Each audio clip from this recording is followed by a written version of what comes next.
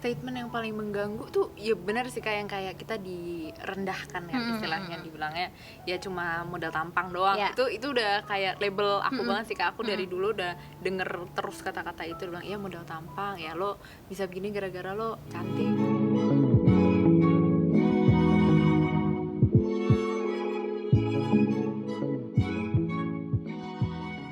Tadi kan Gaby sempat bilang nih bahwa kalau keluarga dan teman-teman tuh support ya. Berarti kayak dulu waktu pengalaman beauty shaming yang kamu alamin tuh lebih sering kayak didatangnya tuh dari siapa sih? Mungkin bisa lebih spesifik lagi gitu. Itu bener-bener dari orang yang sebenarnya tahu aku dari kulit luar doang Kak. Oh, oke. Emang rata-rata gitu gak sih Kak?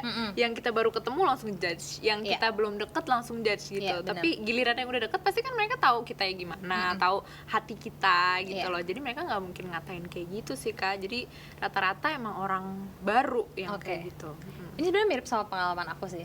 Jadi aku sebagai perempuan yang bisa terbilang plus size gitu ya, bahwa orang yang suka komen soal bentuk tubuh atau ukuran tubuh aku tuh orang-orang yang udah lama nggak ketemu. Iya benar. Tiba-tiba mereka nggak ada kontribusi apa-apa nih di kehidupan sehari-hari, tiba-tiba ujuk-ujuk komen gitu kayak sekarang gendutan ya, nggak kayak dulu ya, nggak mau kayak dulu lagi, gitu kan. Jadi kayak maksudnya gimana gitu. Sementara orang-orang yang biasanya ketemu kita setiap hari tuh biasanya nggak komen sih, karena mereka tahu bahwa dengan bentuk fisik kita yang maksudnya dengan berbagai masalah tadi, mulai dari jerawatan ataukah bentuk tubuh yang seperti apa, kita tetap bisa jadi orang yang produktif gitu, karena mereka tahu sehari-harinya kita tuh tetap apa orang yang produktif namanya gitu. Bentuk badan pasti berubah gak sih Kak?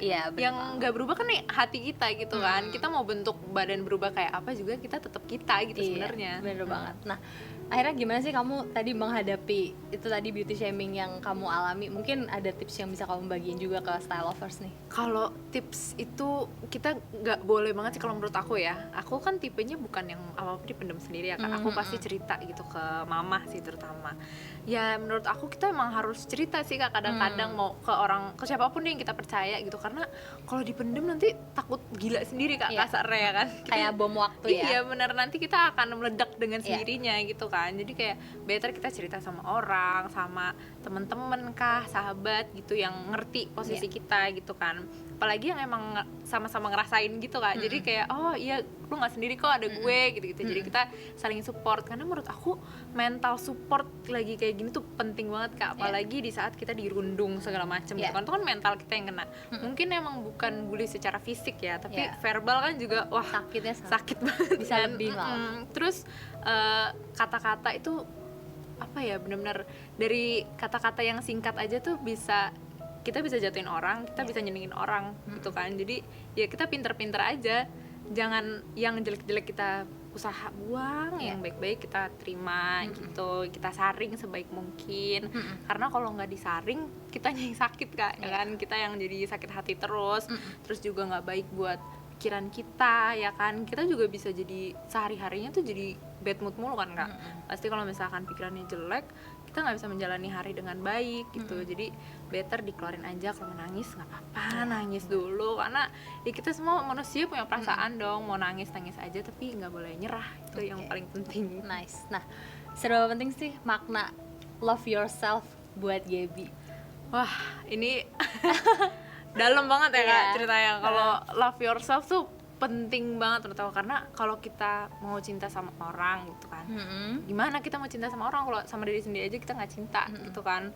Kayak sama diri sendiri masih gue jelek banget deh, gue nggak mau ini deh, gue ini segala macam. Tapi kita berusaha, iya gue tuh cinta sama lo, gue sayang sama lo, tapi ke diri kita yang kita tahu banget loh diri kita kayak gimana, mas kita nggak cinta sih gitu kan. Terus menurut aku kalau kita nggak cinta sama diri sendiri siapa gitu kan. Ya keluarga pasti cinta, keluarga pasti sayang, cuman apa ya, untuk apa itu cinta dari keluarga kalau kita nggak ada cinta buat diri sendiri gitu kan Kak. Soalnya kayak kalau misalnya kita nggak cinta sama diri sendiri, semua yang baik-baik dari orang tuh nggak akan kita denger. Pasti kayak ih kamu tuh sebenarnya cantik tau, kamu gini kamu cocok pakai baju ini, sumpah kamu cantik banget. Tapi enggak orang gue kayak gini kok, gini kata orang lain gue gini kok. Jadi semua yang positif tuh nggak ada yang kita terima kan, malahan karena kita udah terlanjur sebel kan, terlanjur benci sama diri sendiri. Jadi itu menurut aku sangat amat penting, love yourself itu. Nah, dan juga mungkin Stalfers perlu ingat ya bahwa perjalanan mencintai diri sendiri itu bukan perjalanan yang kemudian ada akhirnya ya. Nggak usah dicari akhirnya di mana gitu. karena ya udah biarin aja berjalan dengan sendirinya, biarin setiap hari kita menemukan hal-hal baru dari diri kita sendiri yang bisa kita cintai gitu ya. Karena banyak banget Iya, bener banget. Nah, ironisnya nih, terutama dari pengalaman kamu, beauty shaming ini kan juga kamu alaminnya dari banyak sesama perempuan ya. Iya. Nah, di era dimana kita sebenarnya kan udah banyak nih awareness tentang woman support woman gitu. Tapi kira-kira Gaby sebagai seorang perempuan juga nih, punya gak sih kayak gimana sih caranya kita sebagai perempuan sendiri juga kita menahan, menjaga diri kita biar kita juga lebih hati-hati saat ngomong sama orang lain, jangan sampai kita tuh tanpa sadar kita tuh sebenarnya ngelakuin beauty shaming ke orang lain gitu. Iya, bener sih yang dibilang sama Kak Cherry kalau rata-rata tuh datangnya dari sesama perempuan.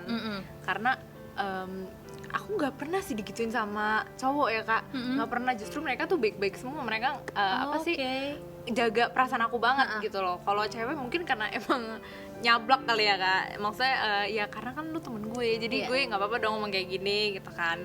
Cuma cara ngebloknya ya gimana ya, kalau menurut aku tuh ya udah, kalau mereka mau ngomong apa ya udah terserah gitu kan, karena itu bukan porsi aku, bukan bagian aku untuk nerima yang jelek-jelek gitu kan. Kita bisa bedain ya Kak, mana motivasi, mana emang maksudnya mau ngejatuhin gitu, kita pasti ngerti kan. Jadi kayak kalau cara aku untuk menghindari supaya aku nggak nyakitin orang juga, aku kita semua pasti masih belajar dong Kak sampai sekarang ya kan, karena secara nggak langsung kita suka spontan gitu kan. Bener. Gimana ya, kita suka spontan ngomong apa gitu, ternyata sorry gitu kan, ternyata ya kalau misalkan sampai keceplosan atau gimana, better langsung minta maaf sih. Cuma sebisa mungkin kita rem-rem lah mulut dan jempol. Iya benar, gak cuma mulut tapi juga mulut, jempol tapi ya juga jempol.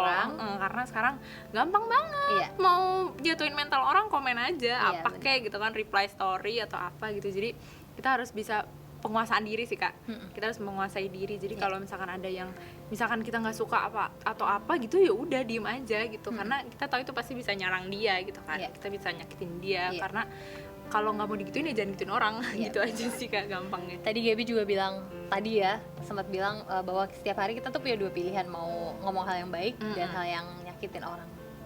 Kira-kira apa alasan yang kenapa kita harus ngomong hal yang nyakitin kalau kita punya pilihan untuk ngomongin hal yang baik? Betul ya kan? Oke deh, makasih banyak ya Gaby ngobrol-ngobrolnya hari ini. Seru banget Kak. Iya, aku juga banyak unek-unek kayaknya keluar. banyak yang banyak yang dikeluarin, dan mungkin style lovers di rumah juga ngerasa relatable dengan apa yang pernah kita alamin. Style lovers boleh banget untuk sharing di komentar kalau kalian punya pengalaman serupa. Thank you sekali lagi Gaby ya. Juga, Kak. Semoga sukses dan sehat selalu.